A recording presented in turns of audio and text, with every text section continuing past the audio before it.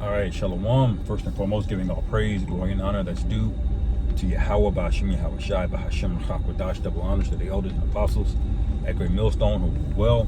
Peace and blessings to the 144,000 and the hopeful elect. Shalom, Barakathum. And the new salary required to buy the average home in America is now over 6 figures, man. I believe it's $106,000 a year that the average person in America now needs to make in order for them to buy the price at the price of an average home. Okay, now I believe it's much worse than that when you factor in the fact that most people don't have savings, because what do they want?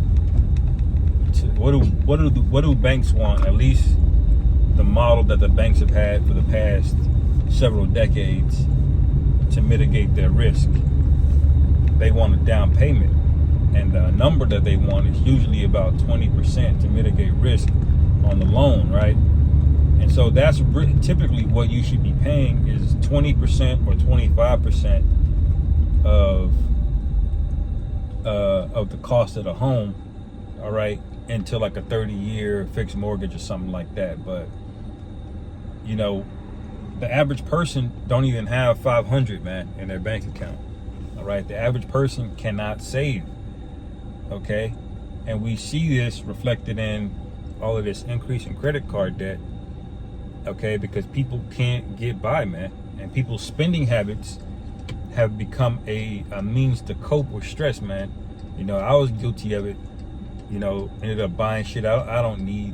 You know, but that's a demon. All right, but that's basically the culture in America, man. So what does all of this mean? Well, this is another pressure point for the collapse to happen. Okay, they got you fat and lazy, and now you can't even afford one of the most basic necessities, which is being in a shelter. Okay, and on the other hand of it, it's a means of control, because you really can't own a home anyway via property taxes. But the best way to get people to relinquish control and give them of their autonomy is to get them into these apartments or to these rented homes. All right, because they really don't want you to own anything or have anything. You know, things like having a backyard and being able to grow your own fruits and vegetables or have chickens or whatever. They are against that, man. This place is anti-life, it's anti-wealth. Okay, and it all goes up to the overlords, okay, the so-called white people, Esau, Edom, okay, and then what do they do with the money? Do they reinvest it? No, okay, they buy these big elaborate bunkers. They buy 50 cars instead of 30 cars, okay. They got 2 summer homes, all right, instead of 1 winter home, 1 summer home, you know. And this is how it goes here, man. There's no love here. The scriptures say, you know, the poor will never cease out of the land. Okay, that's Deuteronomy 15th chapter, I believe. Okay, so if the poor will never cease out of the land, okay, what should you do? You're supposed to give a share of that to the poor. All right, but that culture doesn't exist in America, where you carve out 10% of your property yield and you give it back to the poor. There's no system in place for that here, okay? Your money goes all to bills and taxes, man, okay? And then they overspend the money you pay them in taxes, all right, to pass policies that make your bills go up. All right, so do you see the madness going on? This is why it says in James, the 5th chapter, the laborers of your fields, they cry out, man. You know, they've been kept back by fraud, and we're number one victims of that. But now, like the elder posted a video recently, this past week, of these Edomites crying, man, crying in the camera. There's no shortage of Edomites on the internet crying. All right, and this is why the book of James says that, man, because there really is no way out of here, man. All right, and you read Daniel the 7th chapter, the 20th verse, when he says his look was more stout than his fellows, that really goes into this American dream, this idea of democracy and freedom and the pursuit of happiness, love, and liberty.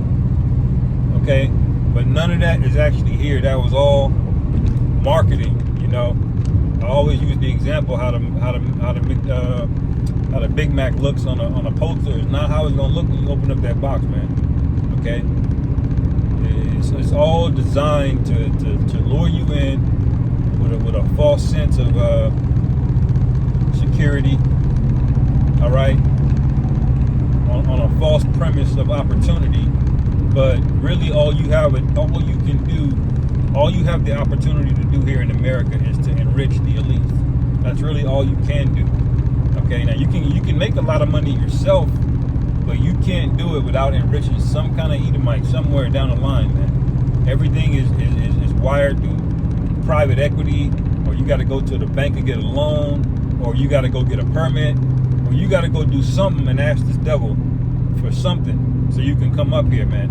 And even when you get it, even if you manage to get it, you still don't own it. Why? Because if you stop paying property taxes, they can run up in your house, okay, and take it.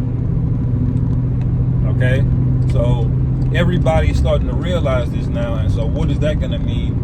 All right, well, this is going to be, oh shit,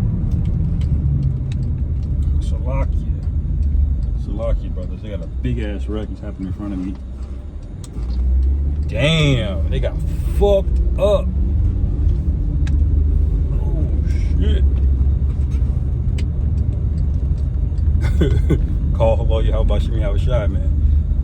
I almost didn't see that, and the brakes are not great on this vehicle. I forgot what. Oh yeah. So what is that going to culminate into? On to the next. May they die a horrible death, man. What is that going to lead to? The precursor to 2nd Esdras, the 15th chapter, man. All right. People are not just gonna. This is not just gonna happen in a vacuum, where people just the power goes out and everybody just wilds out. No, man. There's gonna be lots of pressure building up, man. There's gonna be infighting among family, between politics. There's gonna be economic pressure. People pockets hurting. Okay. There's gonna be widespread adultery going on. All right. So the rage of the men is gonna be turned up. Men are gonna feel emasculated. Okay. There's gonna be a lot of things going on, and we're seeing them at this very moment. This is why we report on these things, man. So you can piece these things together, man. Okay. And so this is extremely important. All right. The Most High, he said he devised an elaborate plan to destroy this place, man. All right. You're not just gonna look up one day and see the missiles. No, man. You're gonna see a lot of things got to take place. All right. But the number one thing is what? The charagma. All right. You're gonna have to take that choice of taking something in your right hand or in your forehead, man. Mark our words. That is going to come to pass. You're gonna have a decision to make.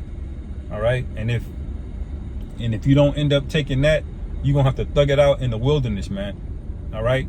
And pray you don't get taken by a wild animal or somebody else that's riding around with the sword on them, So bear these things in mind as we get ready to close, man, because this thing is basically through, man. You can't buy a house in America, well, what is the point? You're gonna work 50 years. Is it gonna get better or is it gonna get worse? Okay. Where is the end? What's gonna be Esau's solution to this? Because this is gonna cause riots. People are gonna start, pouring out into the streets. Okay. And there are more guns in America than there are people. So Esau's gonna have to do something. Okay. What is that gonna be? Think about it. All right. Anyway, I'll end it there. Lord willing, this was edifying. Call halal Yahweh Bashim Yahweh Shai. Bahashim Rachakudash Shalom. Kwam Yasharal.